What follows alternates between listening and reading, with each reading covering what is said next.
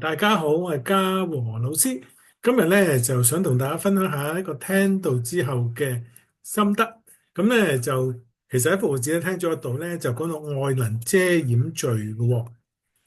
咁咧就聽道嘅時候咧，我哋嘅傳道人話咧，提出咗彼得前書4章8節講法。佢話最緊要嘅咧就係彼此切實相愛，因為愛咧就能夠遮掩許多嘅罪啦。咁其實彼得嘅說法咧就係嚟自咧喺箴言所講，佢話恨咧就能夠挑起爭端，愛咧就能夠遮掩一切嘅過錯。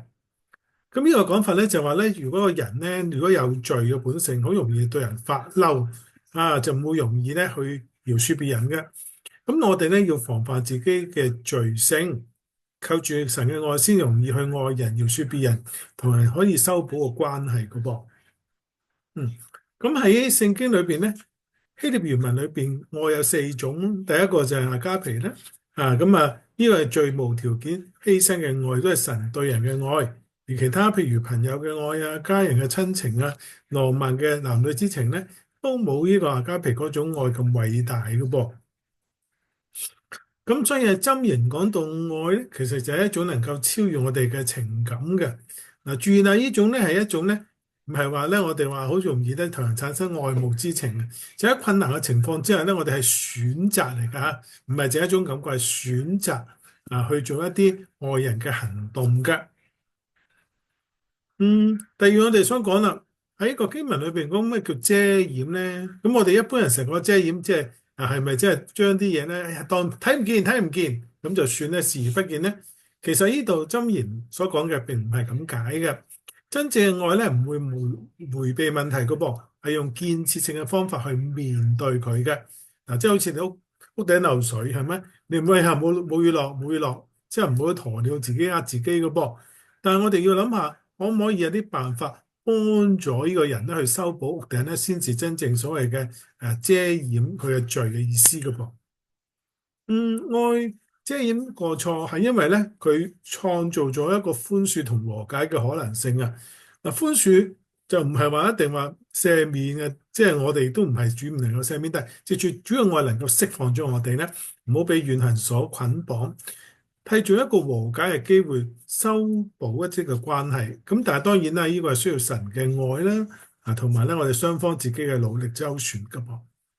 好啦，咁我哋生活裏邊點可以做到咧？咁我覺得4點可以同大家分享嘅。第一，我哋試下選擇理解而唔好淨係做批判啦。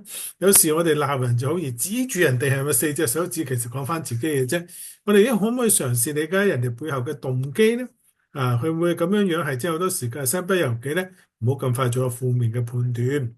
第二啦，我哋都好重視咧，要去睇個場合喎，唔好即係我哋千祈唔好公開羞辱人哋係嘛。咁我哋好多時間咧，可唔可以私底下揾一個合適嘅環境，用溫和委婉嘅方法保留對方嘅尊嚴咧？咁其實猶大嘅啲好多嘅智慧嘅語錄都講話，你如果能夠盡心盡意暗中勸下佢先，就係愛啦。但係如果當眾責罵佢，喂，其實你唔係愛佢，係羞辱佢嘅啫喎。好啦，第三樣嘢，咁我哋嘅生活當中實踐以外咧，都係有第三點嘅喎。就有時我哋諗下人嘅好處，唔好成日諗住佢嘅缺點先。我哋唔可以人哋一次嘅犯錯咧，就咧定義標籤咗佢一生，咁其實唔公道噶。我哋要俾第二次機會啦。總係一個人，我哋都會喺犯錯喺錯誤中學習，咁啊唔好一次過咗咧，永遠標籤一個人咧，都係非常非常重要噶。咁但係點樣做到啊？我哋話，因為咧聖經咁講嘅喎，佢話我們愛係因為神先愛我哋。咁我哋其實咧先至見到神嘅愛，我哋先識得去愛人嘅。基督教信仰咧就俾我哋能夠超越咗人類一種局限啊，源自神無條件嘅愛。通過聖靈咧，我哋得到釋放，靠住神嘅愛咧，我哋其實就可以掩蓋好多嘅過錯，同埋咧都係能夠真正咧真正可以俾到一種修復人嘅關係嘅噃。好啦，咁最後仲有個結語啦。咁呢度愛能遮掩一切過錯咧，其實就提到我哋嘅愛係一種轉化嘅力量噃。嗱，佢唔係逃避問題，而係創造一個咧轉機，俾我哋咧超越一啲嘅我哋一種種嘅一啲嘅限制啦。當我哋喺日常生活裏邊實踐呢種愛咧，我哋唔單止可以改變佢人，其他人亦都改變到自己，為世界添上一份溫暖噃。亦都咧為到呢個嘅關係添咗一種和諧。尤其是而家呢個世代咧，成日講咩鬥爭啊，一陣間咧又要批鬥啊，甚或嚟講好多時候咩篤灰，哇，其實好恐怖。